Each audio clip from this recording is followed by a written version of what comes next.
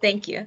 So welcome to the sub-regional breakout session of the launch of the Asia-Pacific SDG Progress Report 2022.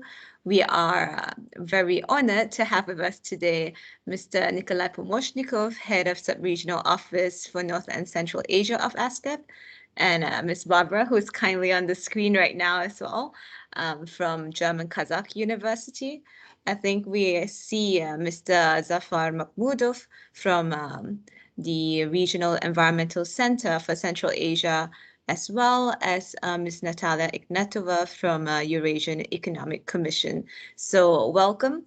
And without further ado, I will share my screen and pass the floor to Nikolay to begin his presentation.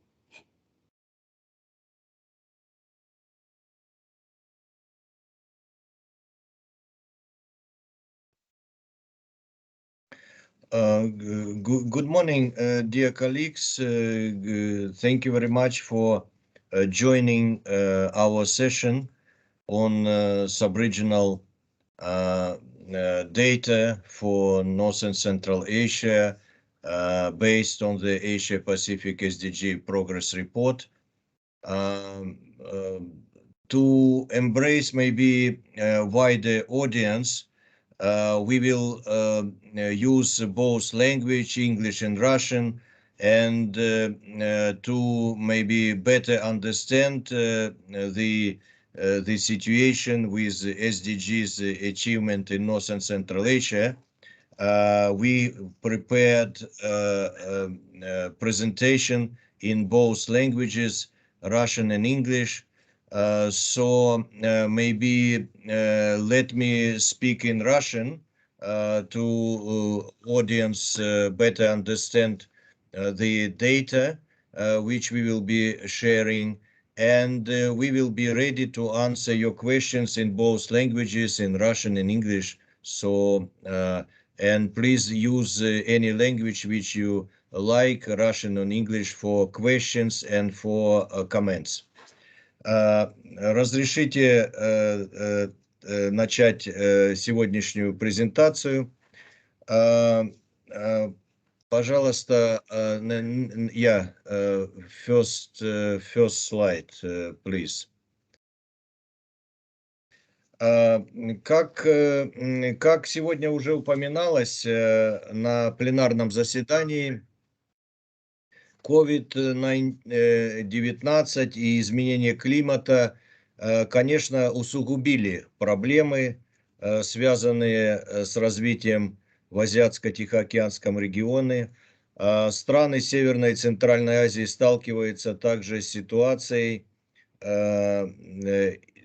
серьезной и не находятся на пути к достижению большинства целей в области устойчивого развития. Безусловно, конечно, прогресс определенный есть, но еще очень многое предстоит сделать, чтобы достичь все цели устойчивого развития.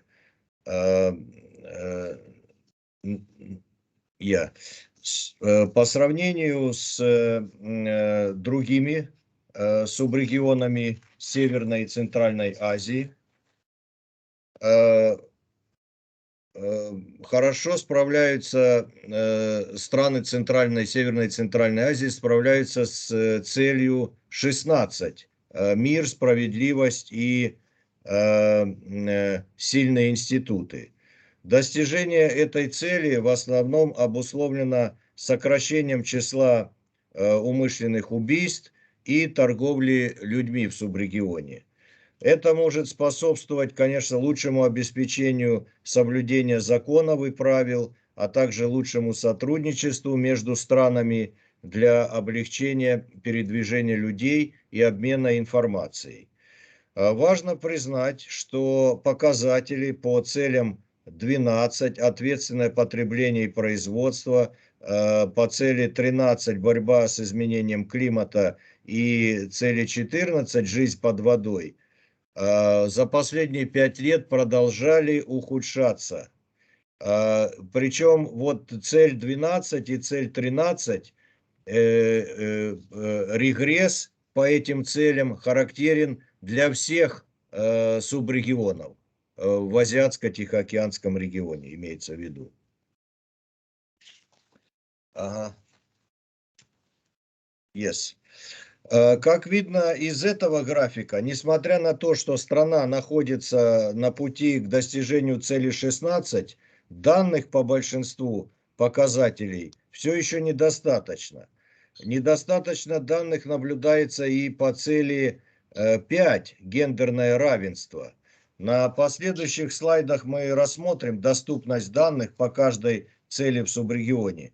Пока хотел бы обратить ваше внимание на тему сегодняшнего отчета расширение неравенства на фоне COVID-19.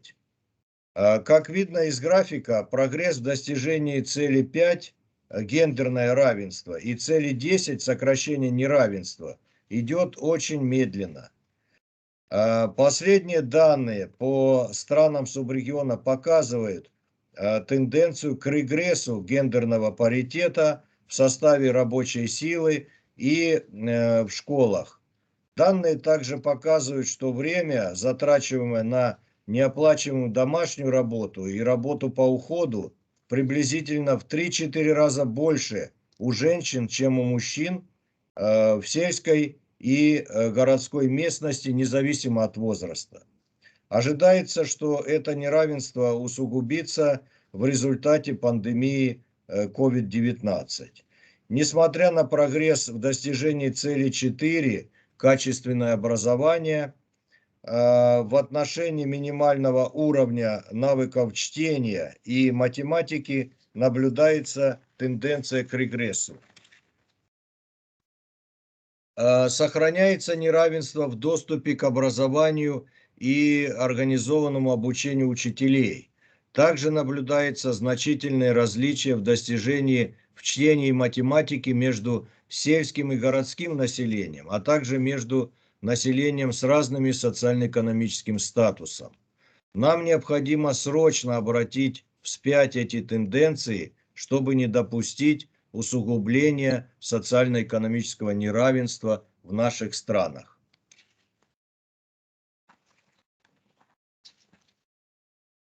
При нынешних темпах ожидается, что к 2030 году Северная и Центральная Азия выполнит только 14 из 169 задач или индикаторов, как мы их называем, в области устойчивого развития. Этого, конечно, недостаточно. На основе имеющихся данных мы определили конкретные области, в которых необходимы усилия по ускорению. Они обозначены желтым цветом. Вот, представьте, если все желтые области станут зелеными, тогда мы будем полностью на пути достижения цели 3, большинства задач целей 1, 2, 4, 6, 7, 8. Вот, посмотрите, значит, на цели, которые находятся выше 10 цели, выше 10. За исключением цели 16, все эти цели отмечены желтым, красным и серым цветом. Как вы понимаете, желтый – это необходимо ускорять достижение этих целей. Красные – это регресс, который идет по их достижению, а серым цветом обозначены цели, по которым нет данных или не хватает этих данных. Вот именно этим целям мы должны уделять первостепенное внимание. Ну, а как вы видите, вот эти цвета, которые я назвал, желтый, красный и серый, сейчас преобладают. Зеленого цвета очень и очень мало.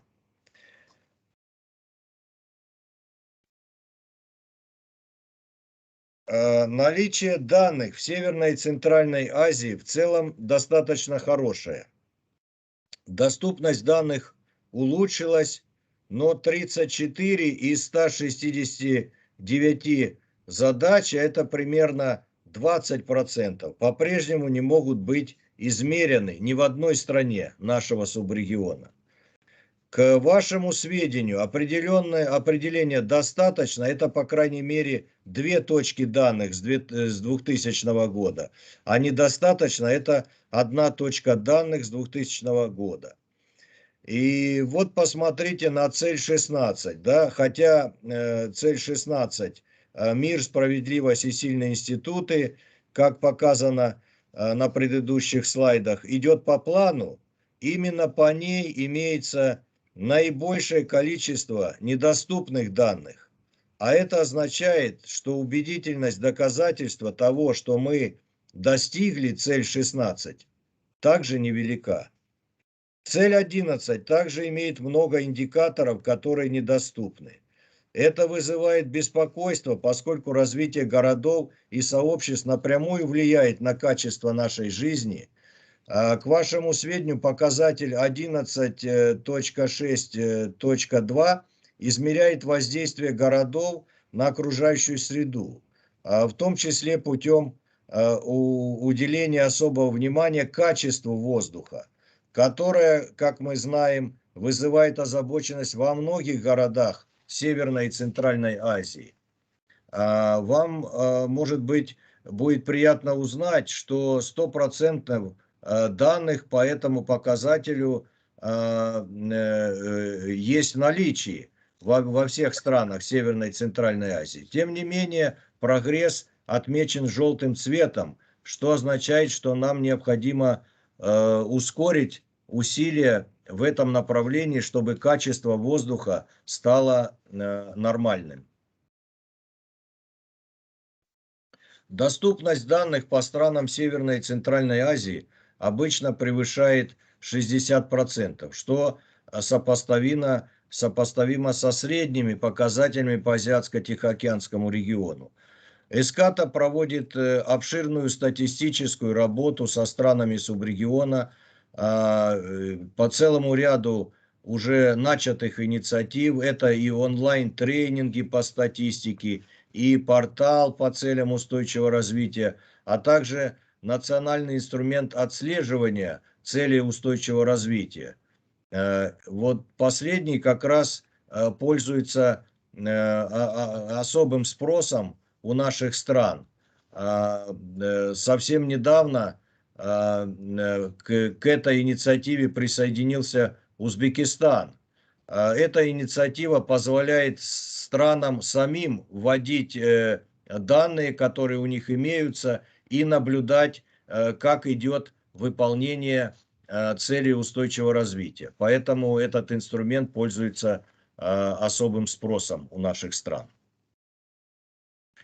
Учитывая, что выводы отчета показали, что существует риск усиления неравенства между различными социально-экономическими группами, мы попытались убедиться в наличии дезагрегированных данных по задачам целей устойчивого развития.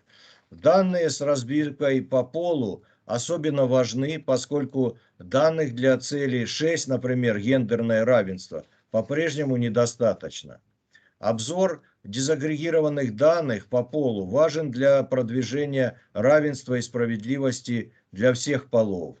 И дезагрегированные данные, независимо от пола, возраста, проживания в городской или сельской местности, необходимы, чтобы принять необходимые меры и обозначить приоритеты в политике.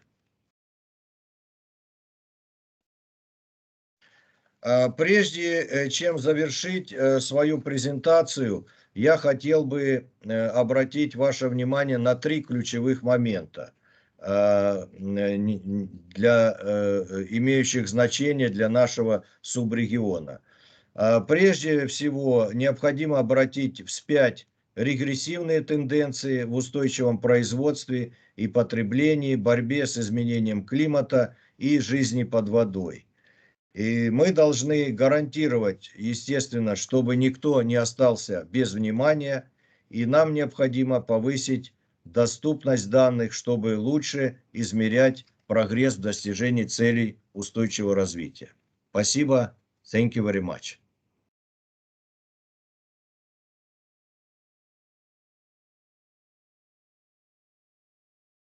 Спасибо, Николай Николаевич. Это очень интересная презентация. I'm sure that there will be a lot of questions coming in at this point. So I hope I have stopped sharing my screen. Yeah. Yes, and I will pass the floor to our first speaker, our Mr. Zafar Makhmudov, if you have any thoughts on some of the matters that has been presented by Nikolay.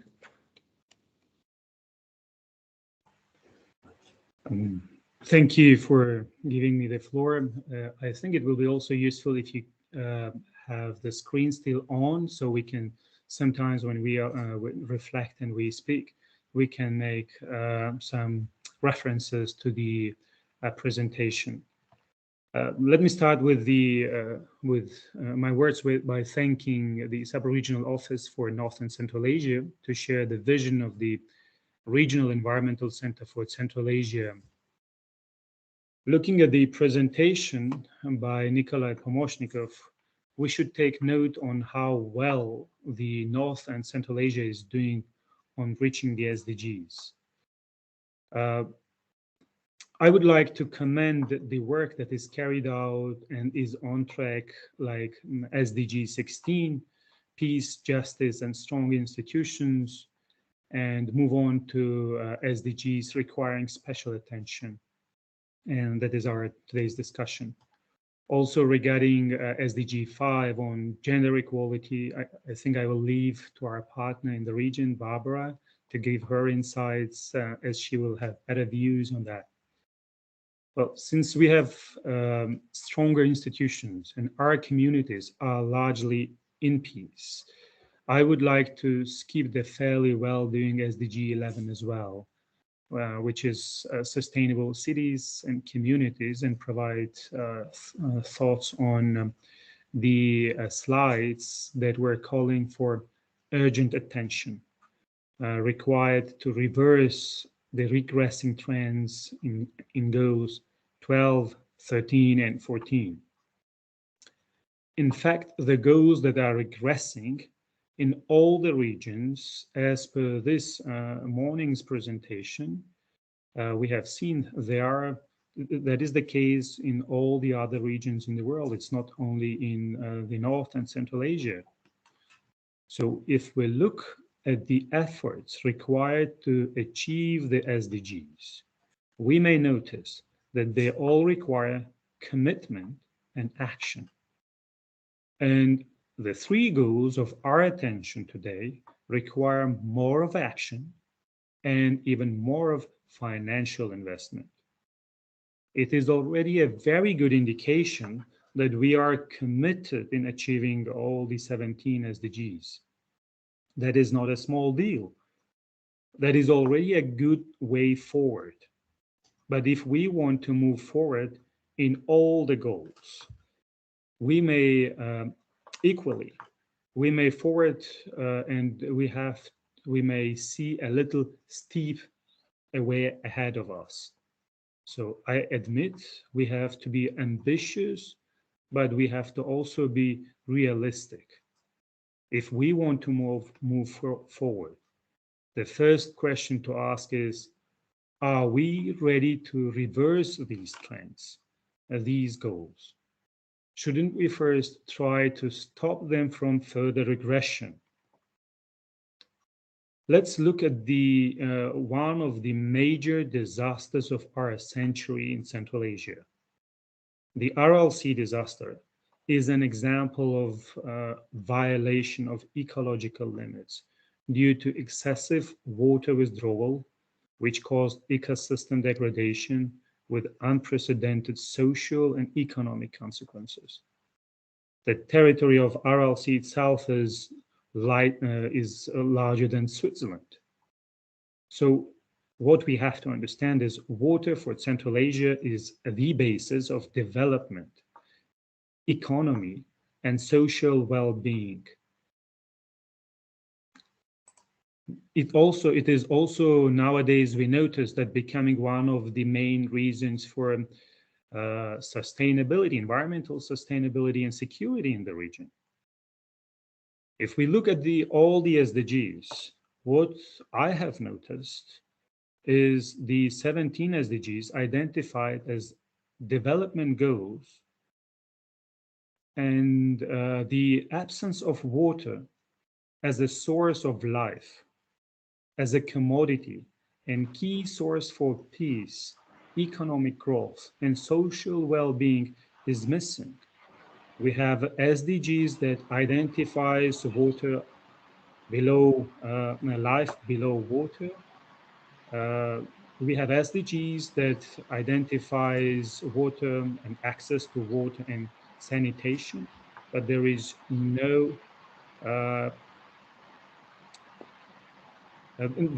way that no SDG that identifies water as a source of economic development, as an instrument of social well-being. Since last year, the Discover magazine and sources and other sources are claiming that the water, along with other gold and oil, has joined futures market and is being traded on Wall Street. So we have to first ask the question, is that the availability of water that is becoming an issue in the region, or access to water? There is a lot of effort taken to help solve these issues with enormous contribution from the development partners.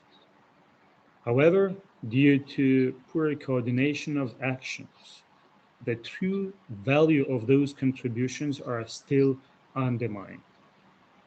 So concluding my remarks, what I would like to say is, unless we have a strong source of data, trustworthy source, it will always remain a challenge to give a true assessment on our steps forward, being stagnant or regression. I'll stop here. Thank you. Thank you, Zafar. Very interesting thoughts indeed, and also very important question. Are we ready to reverse these regressing trends? So with this, I will pass the floor as well to Barbara to give some of her comments. Over to you, Barbara. Thank you very much. Thank you indeed. I was just wondering whether it's allowed to speak in English, because indeed I don't know, for whichever reason I have prepared the short intervention in English. So if that's okay, then I would continue. So indeed, thank you for the invitation. I think that ESCAP is very well known in our region for the very, I would say, active and engaged following the progress on SDG, especially with the regional forum, which we also expect this year to happen. I think all of us are certainly concerned about SDGs and how far they are implemented, but I think that's a very visible engagement. So thank you also for the report, which we have been introduced to today. And as you could see, all of us could see that the report found very widening inequities in many spheres. And this is probably what I would like to do a small intervention on. We could see that some disaggregated data were mentioned here by Nikolay in his presentation. The question is how which of them are relevant for our region, and those who are mainly exposed, like the disaggregated data, are they the most relevant for our region? And I like the most what Nikolay Pomoshchnikov finished with, saying that disaggregated data, they are needed for measuring the progress indeed. And why do we need to measure the progress on the SDGs? Because this is the only way how we can make the contribution to the policy decisions and maybe better focus on the programs needed for the political decisions. Yeah, let me elaborate a little bit on that. We all know that SDGs are kind of their main idea behind until 2030 as to leave no one behind. Is that really true? I mean, is that the possible objective to be reached in the sense when the data which are there to be measured for the progress are maybe not really complete?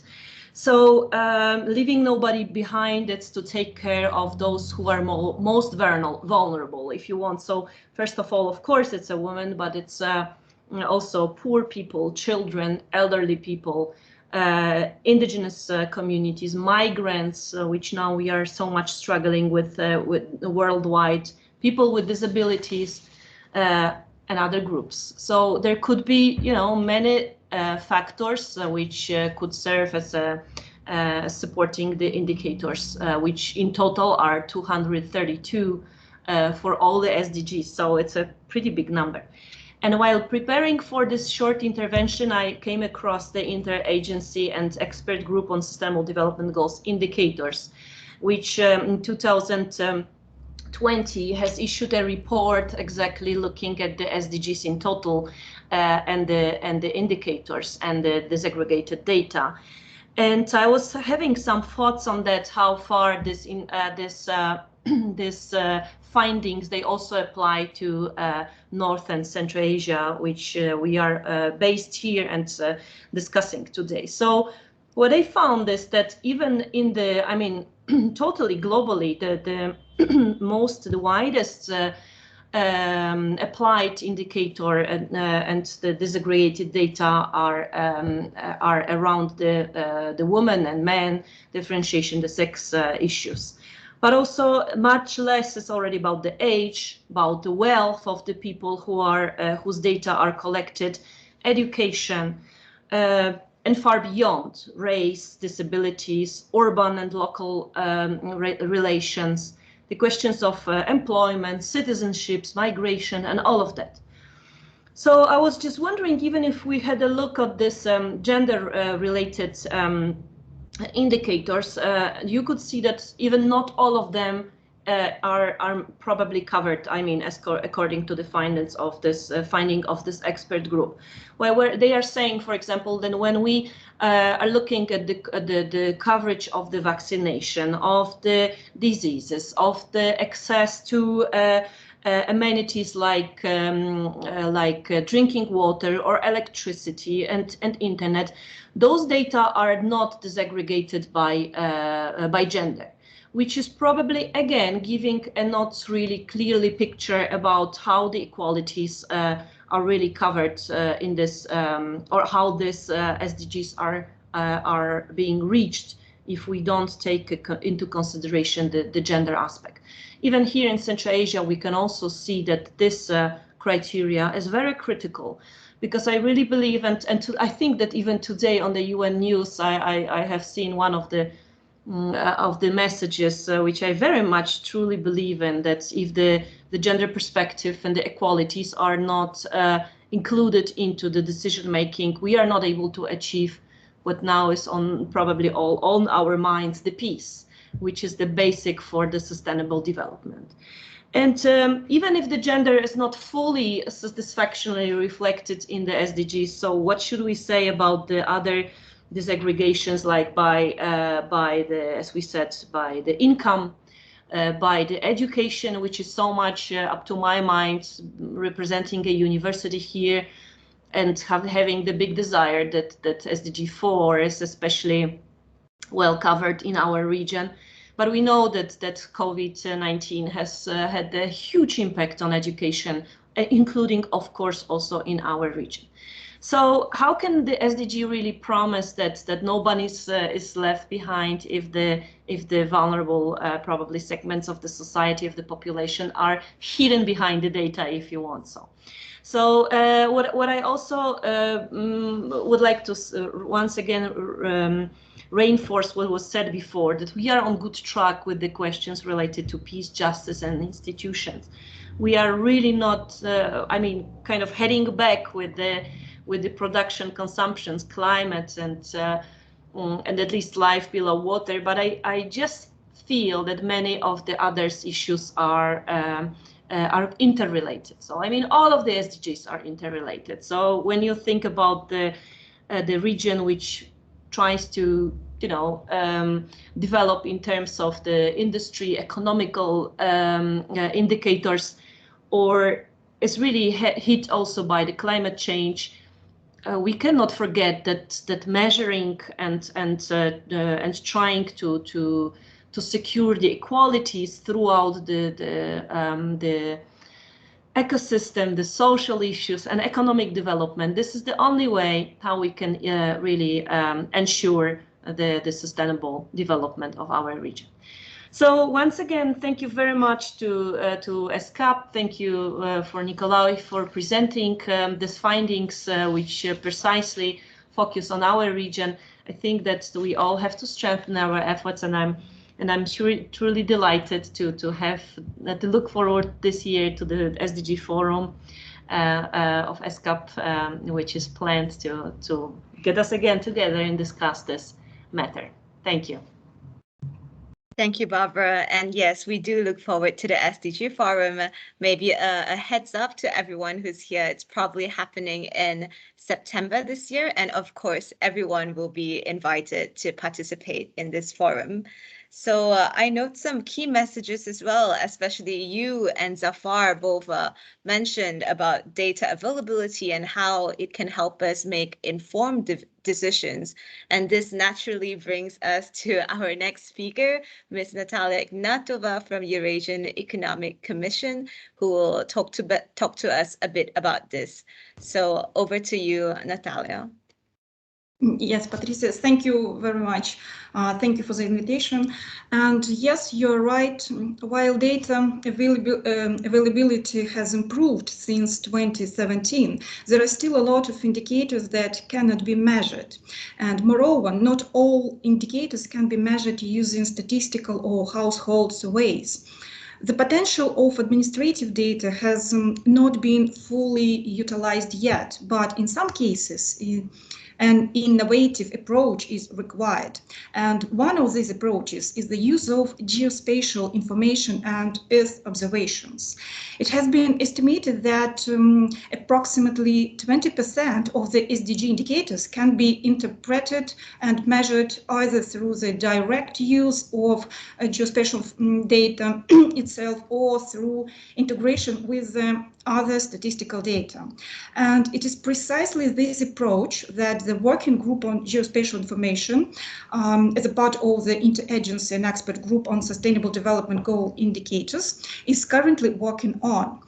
Highlight of this working group include the list of indicators which identifies 99 indicators that can be disaggregated by geographic location or where geospatial information can be used to directly or indirectly inform to production, measurement, and monitoring of goal indicators. The SDGs assessment matrix, which is a tool for countries to identify those in the national apparatus responsible for producing, measuring, and monitoring goals, indicators, and with geospatial information, and the SDG geospatial roadmap. The strategic information and communications mechanisms, the SDGs geospatial roadmap is intended to help to build the bridge and to promote understanding between the statistical and geospatial actors working with the global indicator framework. With a view to having geospatial and local location-based information recognized and accepted as official data for the goals and the global indicators. It provides simple and actionable guidance for national statistical offices, national geospatial information agencies, custodian agencies, and other working with the national sustainable development goal ecosystem. The guidance is set out in 3 phases and that include details on how and why geospatial information is needed and how it can be applied to support countries in their national implementations of the goals. In highlighting available resources, existing global geospatial frameworks and innovative approaches, the SDG geospatial roadmap is supported by a series of key actions, case studies, and supporting guidance for each phase, including recommendations on the unique value proposition and opportunities the geospatial information can and does provide. It also identifies that needs to be done when, why, and by whom. It serves to convey how the integrated geospatial information framework, the global statistical geospatial framework, and other frameworks have an important integrating role in advancing the 2030 agenda. To complement national data, we can use open and free data sources, which are already available. Will also be efficient and cost-effective and can provide first assessment before national data is collected and analyzed. Data gaps can be quickly filled without the need to collect new data. The use of these existing data sources also allows countries to see what data sources should be updated or developed at the national level. And several fit-for-purpose satellite Earth observation data sets, including land cover maps, can be used directly in combination with national statistics and geospatial information to monitor SDG indicators. And I think this is my answer to your question today. Thank you very much. Thank you, Natalia. I was just thinking the last point that you make has been very interesting on complementing national data with existing open source data. And is there any particular source, specific sources that you could probably point us to? Sorry, I'm starting this this Q&A a bit early, but maybe that's something, some sources or references that you can share with our audience today. In the meantime, I would maybe open the floor if anyone has any questions. I'm sorry I couldn't see the chat at the moment. Let me return there and stop sharing my screen just for a bit. So I see there is a questions from Mr. Abdibek Asanaliev. Как COVID повлияли на пиваление цели в ЦА, Central Asia, вia язвамся семья? So maybe anyone who would like to take this question. По-английски или по-русски, пожалуйста. Okay, I probably can answer this question. Thank you very much, Abedebek, for your question. Of course, COVID-19 seriously influenced the implementation of SDGs in North and Central Asia because its negative impact, you see, influence the economic development of the member states and the level of social protection and assistance to vulnerable groups by the government. And of course, it delay the implementation of the SDGs. As I mentioned in my presentation today, only 14 out of 169 targets in North and Central Asia could be achieved with the speed of implementation which we see currently. Yeah, so at the plenary presentation, it was shown that with this space of achievement of SDGs in Asia Pacific, we can reach SDGs only after 2050, not by 2030. Yeah, so 20-30 years later, if we not take actions for acceleration of these SDGs. Probably I will stop here. Yes, I actually see from my notes during registration, there are some participants who have already raised some questions. And so I will maybe direct these specific questions to our speakers today. So Mr. Marton Krasnai from the Center for Central Asia Research Department of Corvinus University in Budapest. So he has a question on SDG6 specifically. how can international community do to help the most disadvantaged regions of Central Asia provide clean drinking water to every community by 2030 as envisioned in Goal 6? Because according to a recent study by Nazarbayev University, there is a significant gap between the available resources and the needs to achieve these goals. Maybe Zafar, you'll be most in this position to answer this, and maybe Barbara, you have some interest in this too, being chair of this working group. So over to Zafar and then maybe Barbara. Thank you for giving me the opportunity to respond to this question. And I think Mr. Krashnai, who is working with Central Asian region and especially on water management region in Central Asian region for so long, knows that the access to drinking water also depends on the, as I said today, on the availability and access to water in general in Central Asian region. So what we are facing currently is one of the challenges in the developing Central Asia is access to water. What we have to think is we need water on many sectors on the development, as the number of people is growing and as the well-being of the society is improving, the economies are rising, we will be facing more and more challenges.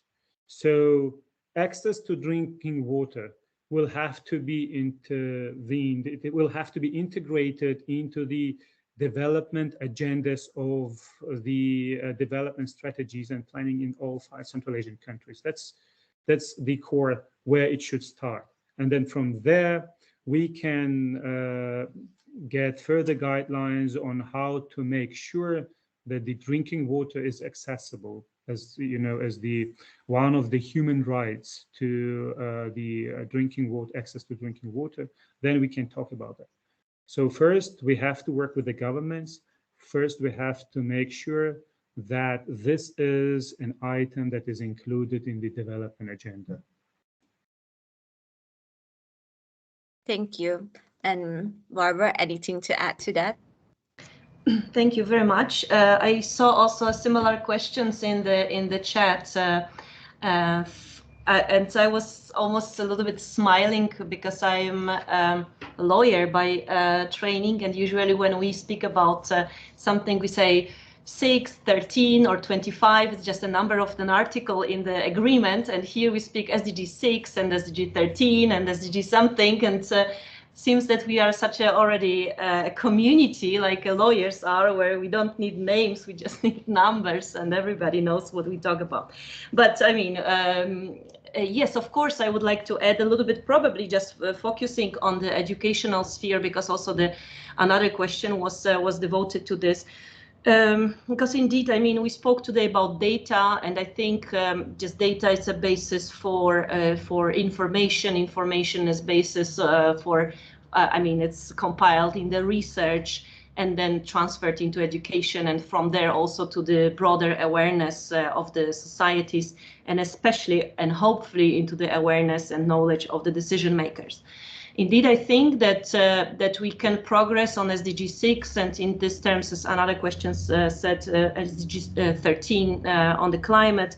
I think we have to look at this in a very big nexus, if you want. So, I mean, we cannot speak about water within the other without achieving other goals, especially taking into account the changing climate and the changing water availability. Maybe now we would have more of this for some period of time, and then we will certainly face the big shortages because the water is, I mean, at least very unequally spread around the region and basically worldwide as well.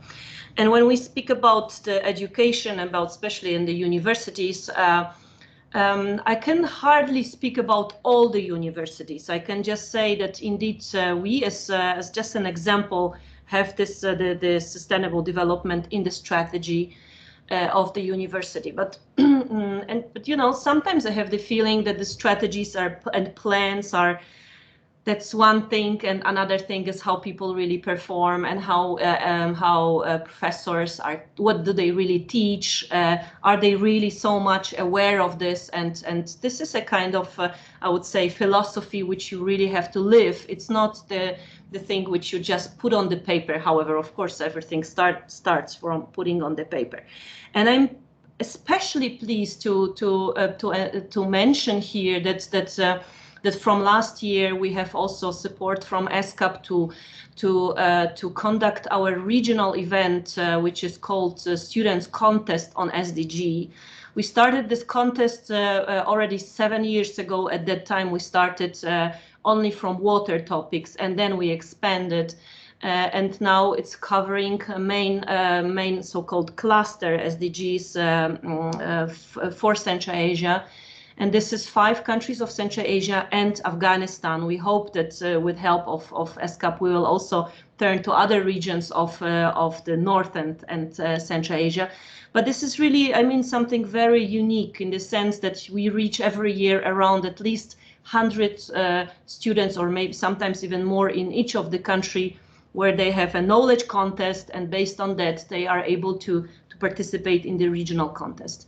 Why it's so important? Because the knowledge is important, the awareness is important, and the more we can spread it in the interdisciplinary terms, where it's not only you are a local water expert and it means you focus only on SDG6.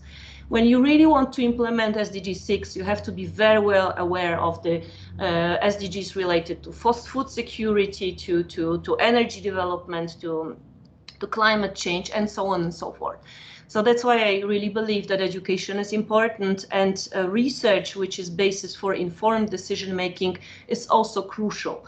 The more I would plead, as the question was in the chat, that we put it into the strategies and the plans, and then we do it together with the support of ESCAP and other UN agencies which are so much involved into this topic. Thank you.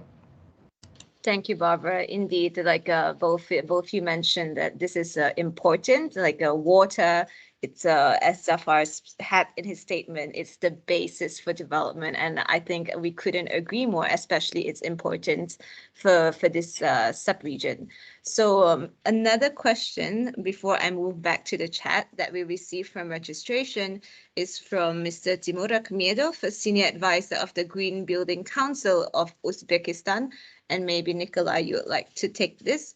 What role do you see for the green economy for minimizing disparities caused by COVID and external factors? As we know, today's report is on the widening disparities amid COVID-19, and green economy is a key priority for many countries in our sub-region. So from your point of view, how can green economy actually contribute to reduce these disparities as we reported, as you presented in your PowerPoint? Thank you. Thank you for this question. I think it's obvious for us, taking into account the implementation of SDGs, that we need to pay special attention to the development of green economy in North and Central Asia, because it's not a secret that many countries in our sub-region is still rely on extraction industries, still using raw materials for trading, not sophisticated and high tech for the development. And of course, energy efficiency, transition to green economy is very important for our countries. So, but I must tell you that many of them started use these new technologies for the development, and our research, which our office produced for the recent years, shows that we need to accelerate this work with our members, and ESCAP is providing necessary assistance in this regard and will be providing by strengthening sub-regional cooperation. Thank you. Thank you. So maybe I will move back to this question for Natalia about any specific sources of open data that you can point us to, as you mentioned in your intervention, and maybe some specific examples that Eurasian Economic Commission has been doing to improve data availability for countries in this region. Natalia, are you there? Yes, yes. Thank you for your question, but perhaps I will share with you some sources by email, because now, you know, the sources a lot, and as for Eurasian Economic Commission, we use more national data for our activity. But yes, we have a lot of open sources, and we have some, for example, FAO Earth observation is very important source which countries is used. And of course, I think geospatial information is I said is innovative approach, but we should think about administrative data. It's a very important source, but we need to coordinate more activities at the national level to receive better data. And this is a very good question, and statisticians work on this, how to find more available, robust data. But the thing is, we need, of course, more funding and more, and we should improve capacity building in our countries to better monitor SDG data. But I will share with you some sources and reports of geospatial working group on this topic. Thank you. Thank you, Natalia. It will be most helpful. And as you mentioned, national data is very important, as we see during the regional presentation. A lot of the data now we are getting for SDG progress measurement is from international reporting, but we still cannot discount the importance of national data. So thank you for emphasizing this once again. I see that we have a little bit less than 5 minutes, so maybe a last question or two. I see that there are a few more questions coming in, but the last one that has not been addressed in the chat is on a question to Zafar. What is going to be the impact of recent developments in the region, including rising food prices, so that's related to goal number 2, as well as on goal 16, which we are on progress now. I'm sure this question is interesting to many others on the panel as well. So maybe I will pass this to Zafar and then open it to the other speakers if you'd like to intervene. Well, that's a very interesting question. And I believe these are the times when the countries, and if we refer to SDG number 6, the institutions, the regional institutions, national institutions, will be tested, will be challenged on their competency, on their efficiency, and how do they handle the peace and justice in the region. We know that all these crises, they create chaos, and they tend to bring in additional challenge into the region. So it will be, as I said, it will be a time when these institutions will have to step forward to show their capacities.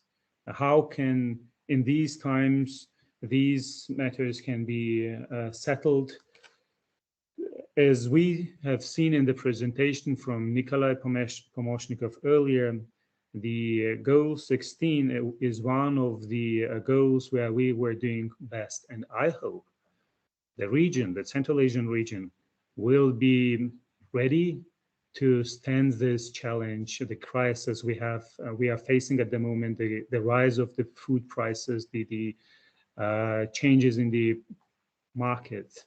We will be able to stand that without any social disturbances, social and economic disturbances. Thank you. And any other speakers who would like to take up this question before maybe we end on a more positive note? Or should I maybe go on to this last question on maybe each of the speakers can have 1 minute to wrap up some of your conclusions for this session, if I may. So what do you think has been done well by governments in North and Central Asia to promote the SDGs and sustainable development? So let's talk about the good points that have been done by governments in your opinion, or if there are any specific examples that you would like to share. What kind of initiatives that you'd like to see being done more for us to achieve SDG progress in the sub-region? So maybe I'll go with Nikolay, and then Natalia. I'm seeing you on my screen. So Nikolay, Natalia, Barbara, and then Zafar. So each of you 1 minute to wrap up this session. Nikolay, over to you.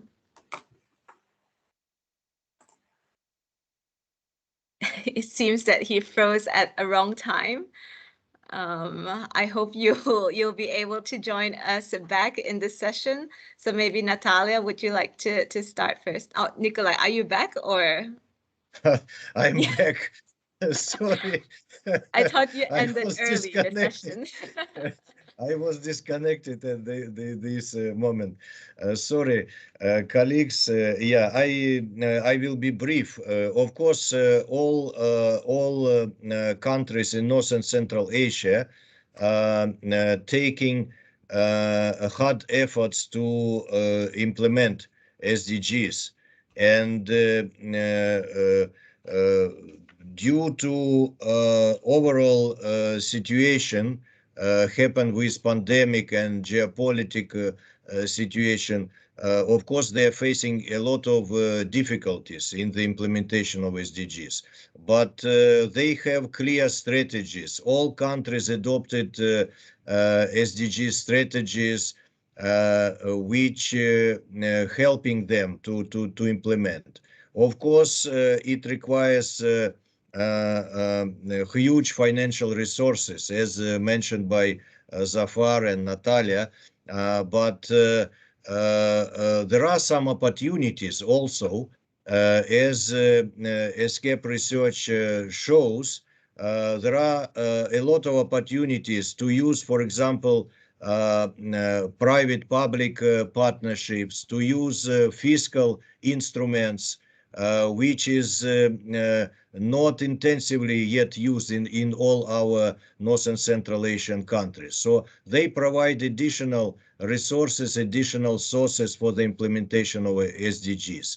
And I am confident that if we use all available resources efficiently, and if we use our sub-regional and regional cooperation institutions, we definitely can implement most of the SDGs.